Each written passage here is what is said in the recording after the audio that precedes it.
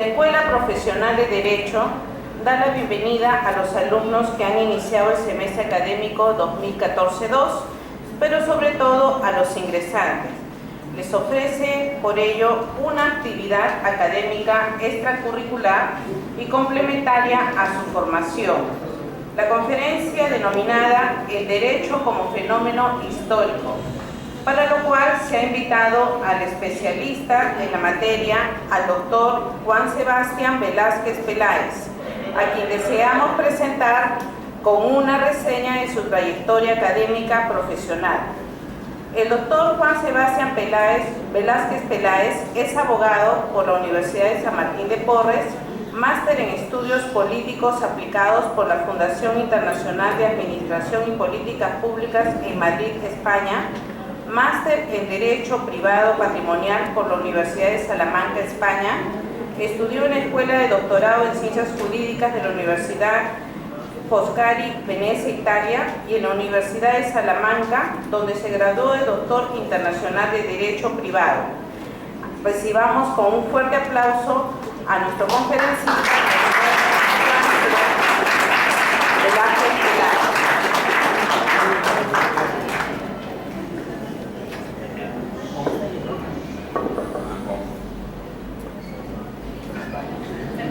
Muy bien. Bueno, y eso, gracias. Bueno,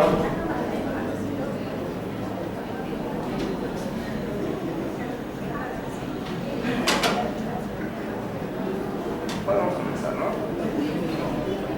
Señores autoridades, profesores de la Universidad San Juan Bautista, señores alumnos, damas y caballeros presentes, mi nombre, como se ha dicho, es Juan Sebastián Velázquez Peláez, y en esta oportunidad vamos a poder charlar respecto del derecho como fenómeno histórico. Tratándose, como me han explicado, de alumnos de los primeros ciclos de derecho, lo que más me interesa en esta ocasión es poder establecer un diálogo entre nosotros, entre estudiantes peruanos, estudiosos de derecho peruanos, juristas peruanos, para poder iniciar una serie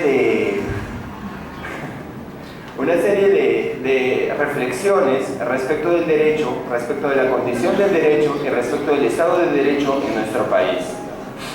Si fueran tan amables, les agradecería que pongamos nuestro celular en discreto para poder chatear y no hablar por teléfono.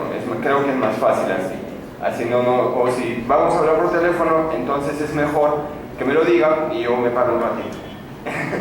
Vamos a empezar con una cita de Erich Kaufmann. Erich Kaufmann decía que el Estado no crea derecho, crea leyes, y el Estado y las leyes están sometidas al derecho. En la actualidad existe una profunda disociación entre el derecho y el hombre de la calle. Es decir, que cualquier persona de la calle que no esté asociada al derecho, que no esté interesada con la reflexión jurídica, cualquier persona no jurista, entiende el derecho como una entidad agresiva hacia su libertad, como una frontera hacia su libertad, porque no le permite realizar determinadas actividades que eventualmente podría realizar si no existiera el derecho. Pero esta situación no es una situación que ha ocurrido siempre, sino que esta es una situación que se inicia en la edad moderna, en la modernidad jurídica.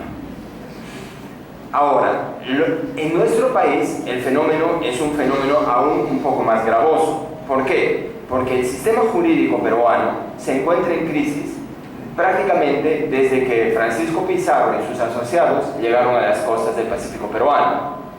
Y esto se debe a que la sociedad peruana es una sociedad con una cultura profundamente andina, con unos ancestros y una cultura y un pensamiento andino, a diferencia del poder peruano, de los detentadores del poder en el Perú históricamente, que han tenido una orientación principalmente occidentalista. Es decir, el derecho en el Perú siempre, desde la llegada de Pizarro, ha tratado de parecerse a Occidente, renunciando dando la espalda a sus raíces andinas, aún a pesar de que existen una serie de reconocimientos que eventualmente veremos al pasado incaico del derecho peruano. Es de esta manera que vamos a empezar a reflexionar respecto del derecho primitivo.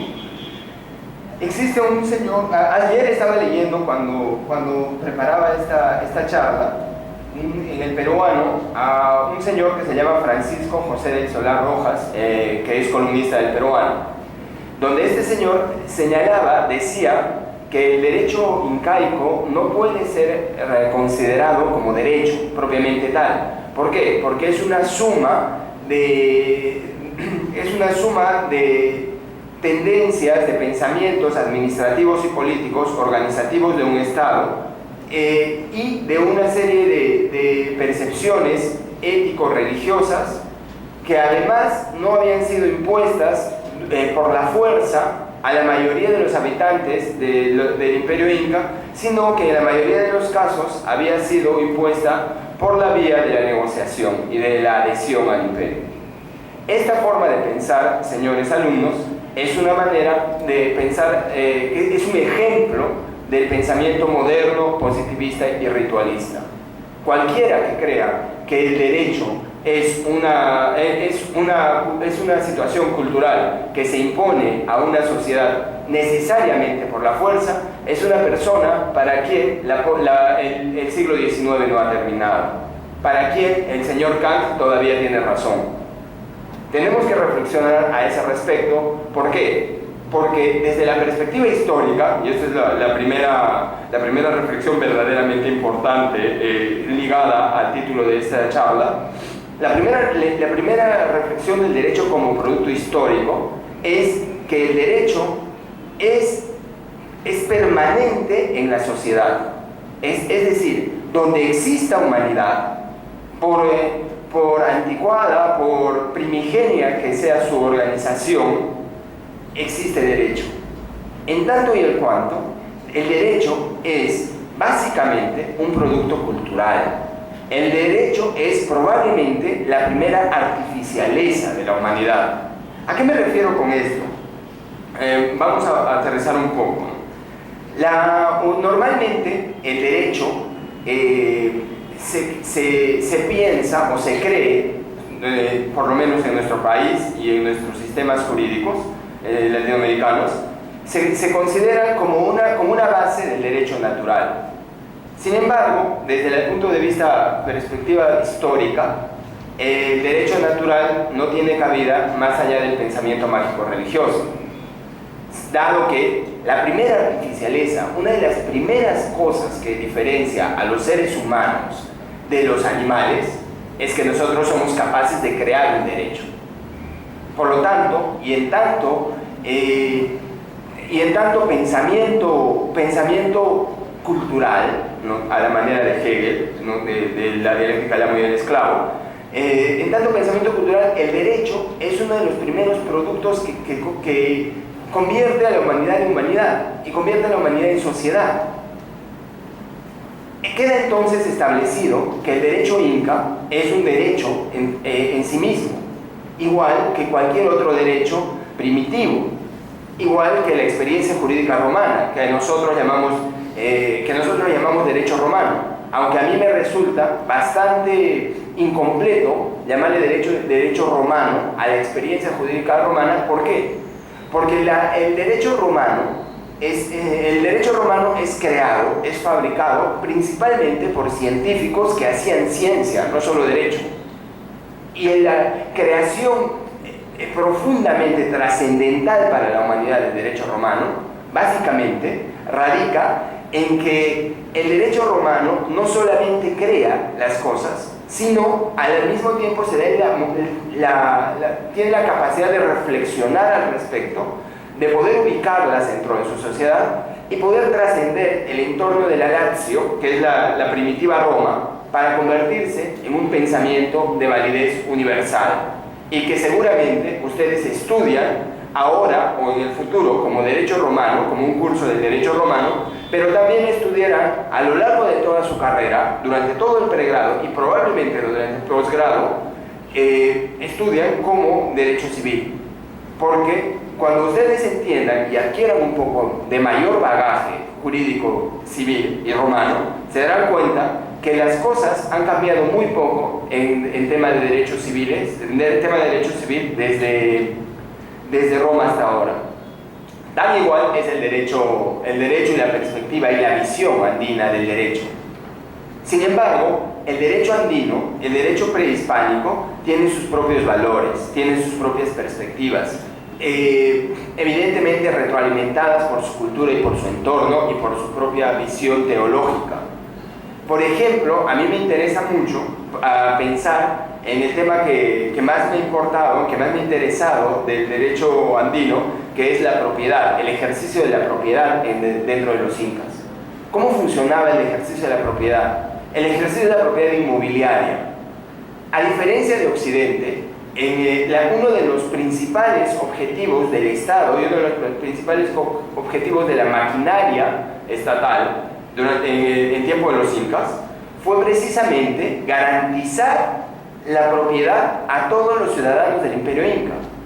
Es decir, que garantizaba la supervivencia de todos los ciudadanos del imperio inca a partir de garantizar su derecho de la propiedad inmobiliaria sobre inmuebles agrícolas. Pero ¿cuál es el punto de quiebre, la diferencia ontológica que existe entre el ejercicio de la propiedad occidental y el ejercicio de la propiedad inca? En primer término, podemos ver que nosotros, en tanto herederos de la cultura occidental, medimos la tierra en términos de extensión. Nosotros compramos un terreno que mide 100 metros, 10 hectáreas o 200 metros, qué sé yo. Y nosotros pagamos por metro. Sin embargo, en la época inca, la extensión de los inmuebles era irrelevante, porque los inmuebles se medían en función de su productividad. Es decir, que un tupu o topo de tierra era precisamente la extensión de terreno suficiente para que una familia pueda subsistir durante un año. O sea, para cuya producción alcance para la subsistencia de una familia durante un año. Entonces, un topo o tupu de tierra que un hombre recibía entero cuando nacía y que una mujer recibía una mitad cuando nacía, como hemos aprendido desde el primero de secundaria, puede variar en su extensión de acuerdo a la calidad de la tierra que contiene. Es de esta manera que la tierra y la propiedad sobre la tierra, sobre los inmuebles agrícolas, va mucho más allá de la relación jurídica sujeto-propietario-objeto apropiable que existe en Occidente en la actualidad, o de la relación moderna de la propiedad. ¿Por qué? Porque la tierra no solamente comporta un objeto de propiedad, sino va más allá, comporta una ligazón social, un elemento de unión, una garantía, si se quiere, de pertenencia a una gens, a una sociedad. Es a partir de esta lógica que nosotros defendemos que en nuestro país ha existido y existe una cultura jurídica andina muy poderosa. Con ello llegamos pues a una etapa jurídica que Paolo Grossi llama derecho común, o el que es el derecho medieval. Debemos empezar reflexionando por qué motivo para la modernidad, o sea, para nosotros que aún nos alimentamos del pensamiento moderno, el derecho romano es tan importante. Y la respuesta, probablemente, que ensaya mi maestro Paolo Grossi, es que probablemente la modernidad es una respuesta individualista de la modernidad frente al colectivismo del derecho medieval. Con ello me refiero a, por ejemplo, voy a referir un texto que leí hace algunos meses en la Universidad de Salamanca de un sacerdote jesuita llamado Simancas, el cual reclamaba y protestaba en contra de la introducción a la península ibérica del derecho de propiedad privado moderno, del derecho de propiedad privado que ahora conocemos. ¿Por qué? Porque según la perspectiva católica y cristiana del momento, Dios nos había entregado la tierra a todos los hombres para disfrutarla.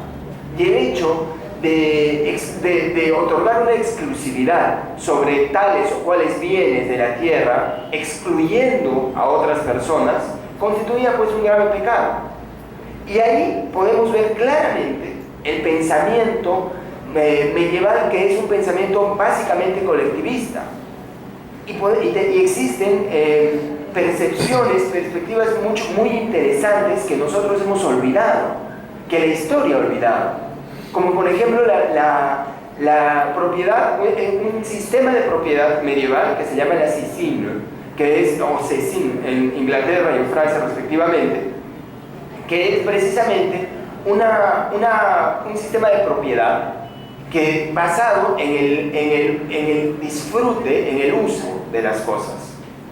A diferencia del sistema de propiedad nuestro, que está basado en la exclusión de las cosas. O sea, en la exclusión, nuestro sistema de propiedad está basado en excluir a los demás, usemos o no usemos el bien.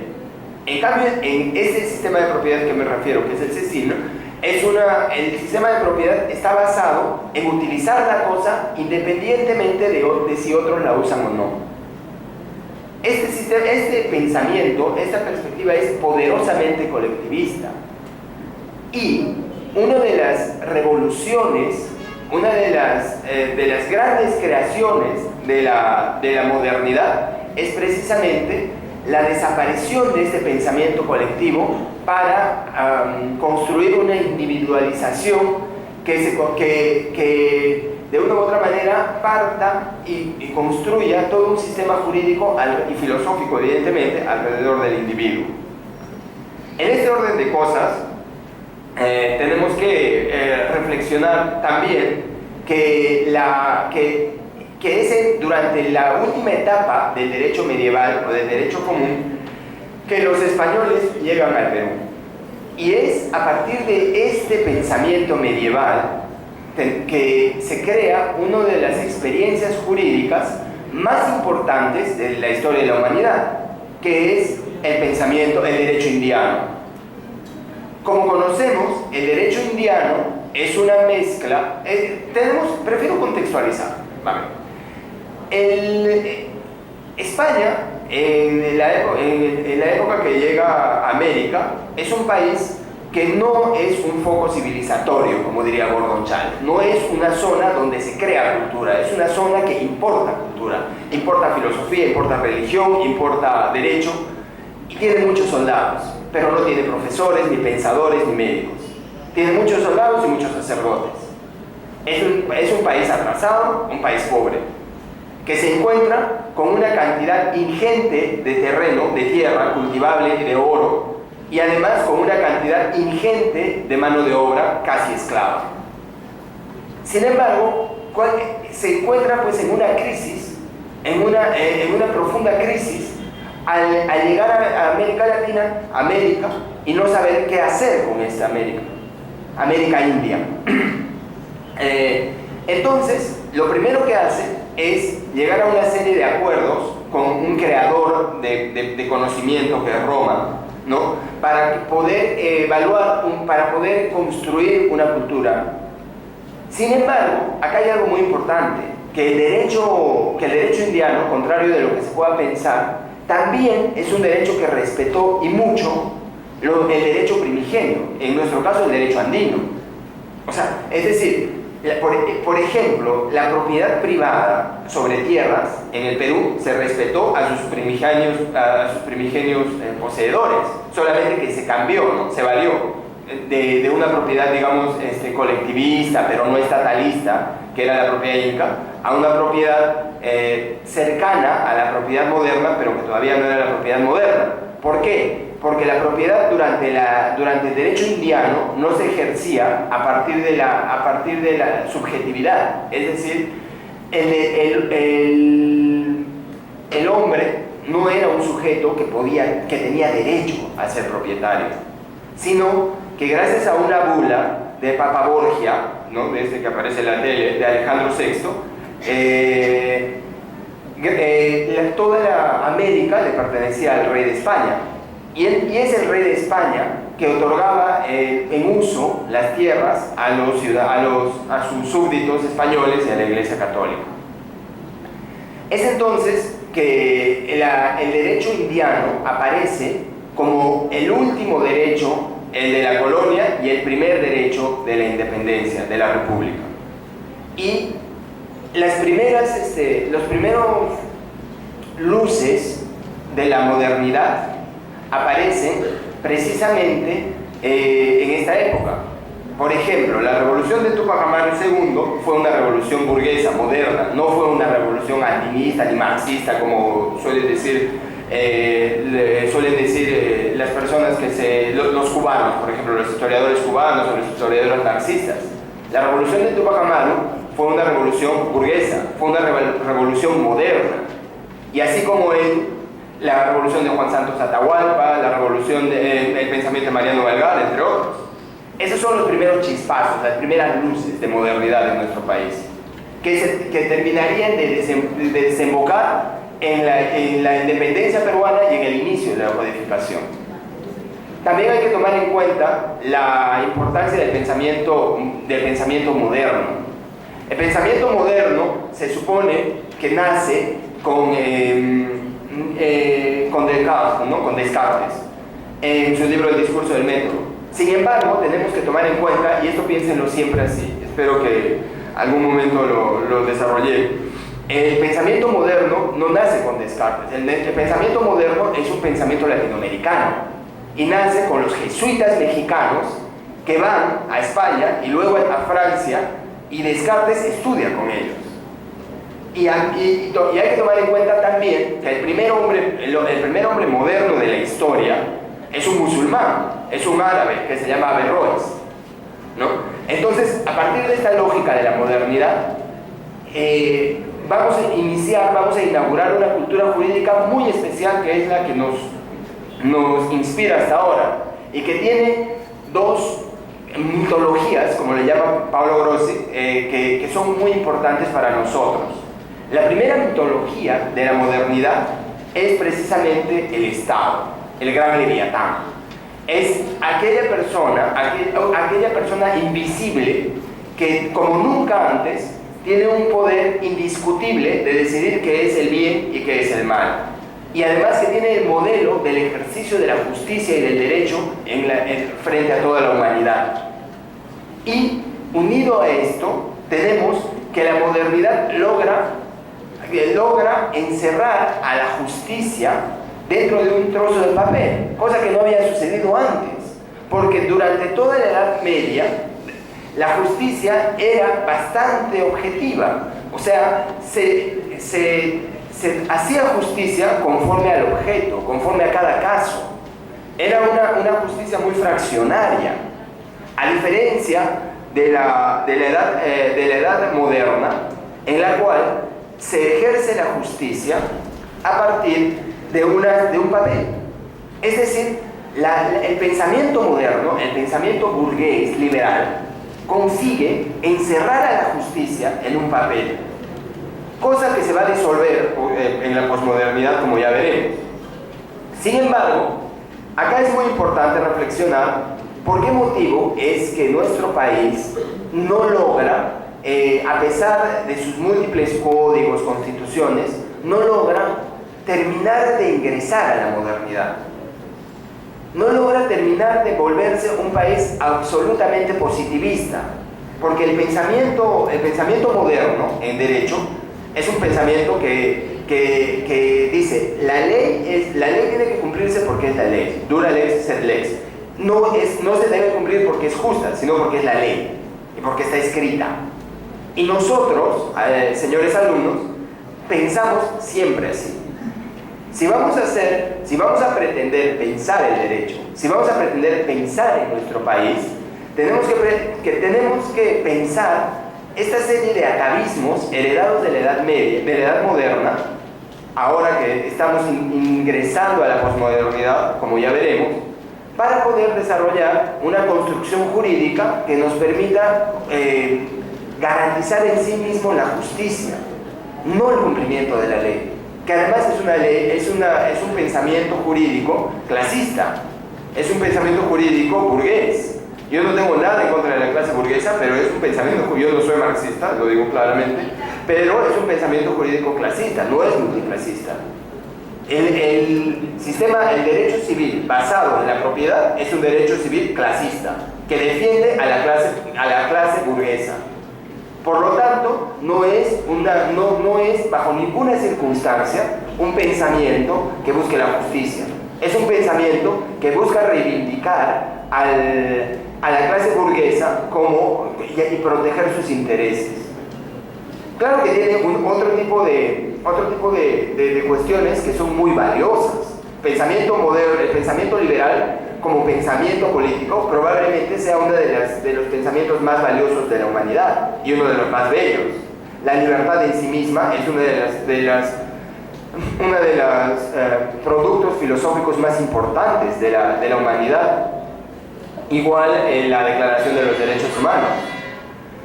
En ese orden de cosas, señores alumnos, nuestro país es un país que durante toda su historia ha tratado de ser occidente. Siempre ha tratado de ser occidente. Desde que llega Francisco Pizarro hasta la época, nuestra clase dirigente se ha esforzado profundamente en ser occidente. Se ha esforzado profundamente en existir dentro de Occidente, dándole la espalda a la gran mayoría andina, que tiene una cultura que es muy antigua y que sin embargo no es lo suficientemente tomada en cuenta en nuestra legislación. Es entonces que ahí pasamos a pensar en los retos de la legislación en el Perú. En primer lugar, tenemos que pensar en la posmodernidad. En la posmodernidad como tiempo histórico y como lugar físico. ¿A qué me refiero? La posmodernidad básicamente, esa que es tan cacareada y que tampoco se entiende, la posmodernidad es básica y principalmente una condición geográfica y una condición histórica, pero también es una condición filosófica, en el sentido de que la posmodernidad es la disolución de los pensamientos certeros, es la disolución de las creencias colectivas. Después de la posmodernidad no existe un marxismo que salvará al mundo, no existe un capitalismo que salvará al mundo, no existe un cristianismo que nos llevará al cielo, sino que la posmodernidad es el inicio de una tolerancia colectiva a las diferencias humanas. Es el inicio de la libertad de ser quien uno es. Y dentro de esto, la única manera de salvar nuestra cultura, de salvar nuestra individualidad como sociedad y como colectividad humana dentro de América Latina, es pensar en nuestro país como único y exclusivo. Dejar de ser una mala copia de otro y iniciar a ser una individualidad y una sociedad única dentro de la globalización. Pero la globalización no significa, al contrario de lo que diga Huntington o de lo que diga Fukuyama, que están pues en el cementerio del pensamiento antes de haber muerto, la globalización no significa que todos tenemos derecho a comer McDonald's todos los días. La globalización significa globalizar saberes, pero para globalizar saberes, para adquirir saberes valiosos, nosotros tenemos que fabricar saberes. Si nosotros no pensamos del no ser, a partir del no ser, como dice el mexicano Dussel, si nosotros no pensamos que la historia de nuestro derecho no es la historia de ningún derecho del mundo, sino solamente el nuestro, si nosotros no pensamos en organizar un pensamiento filosófico, jurídico y filosófico,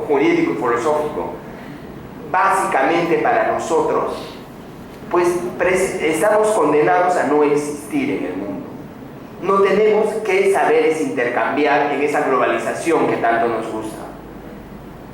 Nuestro pensamiento tiene que construirse a partir del no ser occidental, como dice el mexicano Dussel. La América Latina solamente puede existir a partir del pensamiento del no ser, no a partir del pensamiento del ser. Es pues nuestra tarea entender que somos una sociedad precozmente posmoderna, Somos posmodernos antes de la posmodernidad. Somos posmodernos porque nunca fuimos modernos, nunca pudimos ser modernos y algunos nunca quisimos ser modernos.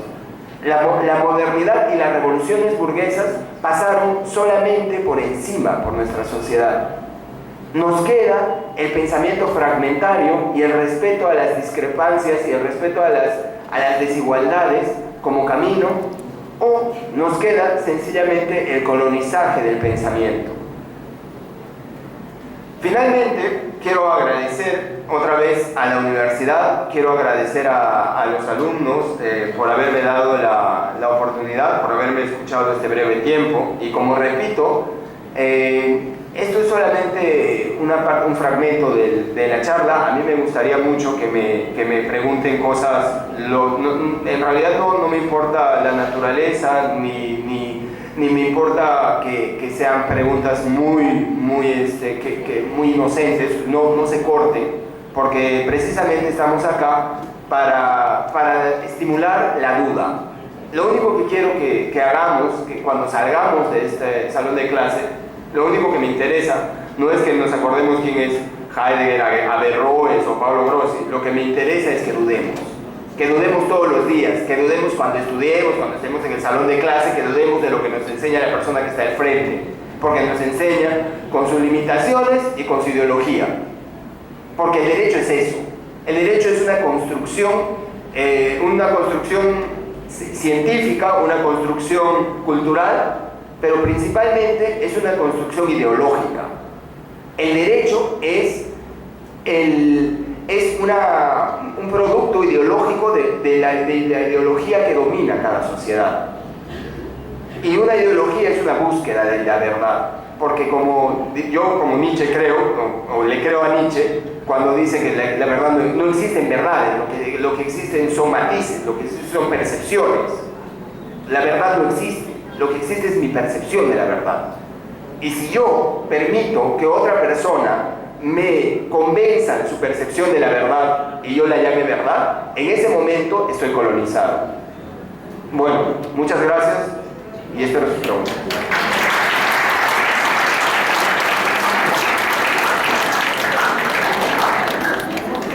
Muchísimas gracias, doctor Juan Sebastián Vázquez Peláez. Y prosiguiendo con esta conferencia, vamos a dar pase a algunas preguntas que han hecho los alumnos por escrito. Y tenemos la primera pregunta. ¿Cuáles son los valores de la historia del derecho andino hispanoamericano? A ver, los valores de la historia del derecho andino hispanoamericano. No entiendo muy bien. Vamos a ver.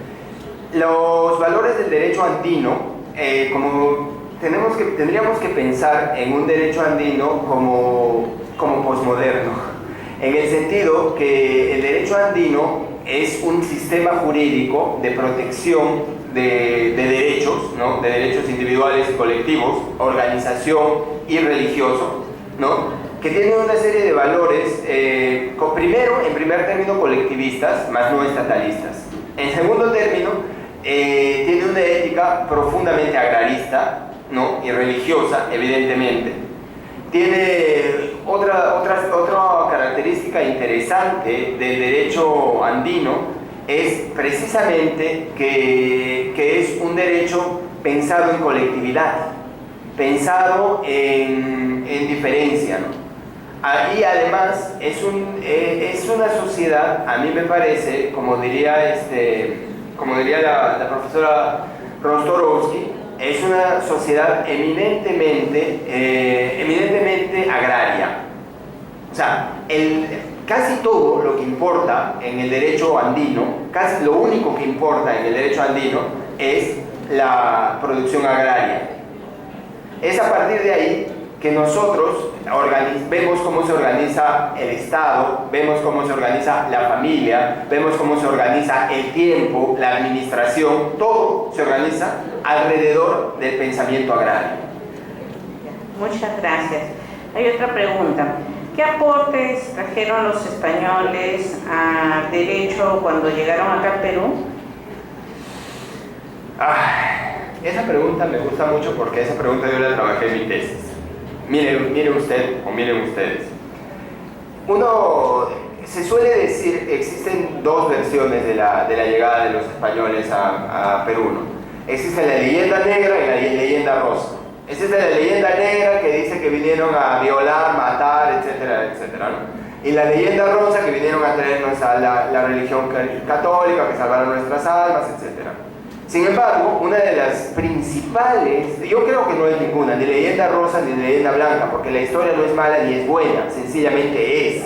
Si no, seríamos deterministas, pues, y no podríamos hacer nada porque la historia ya va a ser, ¿no? Entonces, a partir de esta lógica, tenemos que el principal aporte que nos trae los españoles al Perú es la romanización de América. O sea, Castilla, la corona castellana nos aporta ese conocimiento invaluable del centro de Europa, que no es solamente un pensamiento de la Lazio, un pensamiento latino, o sea, es italiano, sino que también tiene su antecedente, por ejemplo, en Grecia. Todo ese pensamiento occidental tan rico nos aporta mucho y nos sirve mucho para pensar en individuo, porque si bien es cierto, la modernidad adolece de pensamiento colectivo, también es cierto que el único capaz de crear cultura, de crear riqueza y cultura es el individuo, no es la colectividad. Al final una colectividad es una abstracción. Gracias, doctor. Hay otra pregunta. Han repetido. Dice, ¿todas las culturas entrarían en el derecho como un fenómeno histórico? A ver, lo que pasa es que tenemos que pensar qué es derecho, ¿no? Y me refiero y pienso que se refiere a culturas cuando dicen todas las formaciones culturales o de la antigüedad. Yo creo que precisamente, apenas, como ya lo he dicho, donde hay una reunión de humanos, hay un derecho. Entonces, si nosotros pensamos que el derecho sirve como regulador de una colectividad humana, también podemos pensar que el derecho es producto de la historia de cada cultura. ¿Por qué? Porque una cultura construye sus valores sociales a partir de sus experiencias colectivas.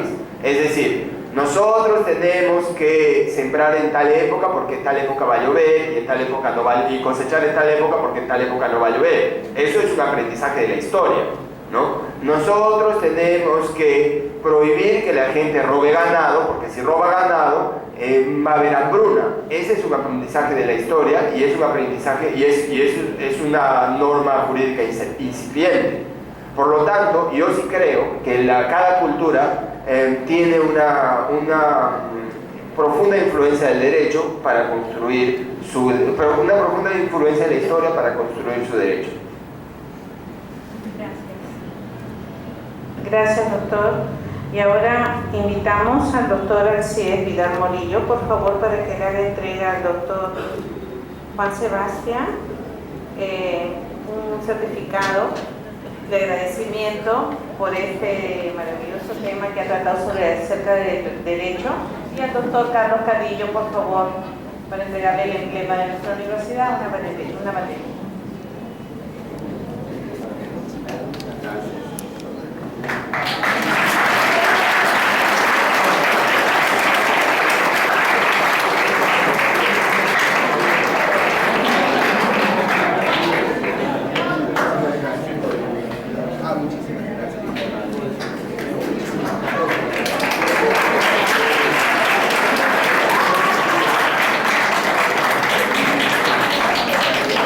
Muchísimas gracias, doctor Juan Sebastián Velázquez Peláez, a ustedes, alumnos, docentes, y bueno, vamos a tenerlo en próxima oportunidad, también lo vamos a seguir invitando para que nos ilustre con otras charlas.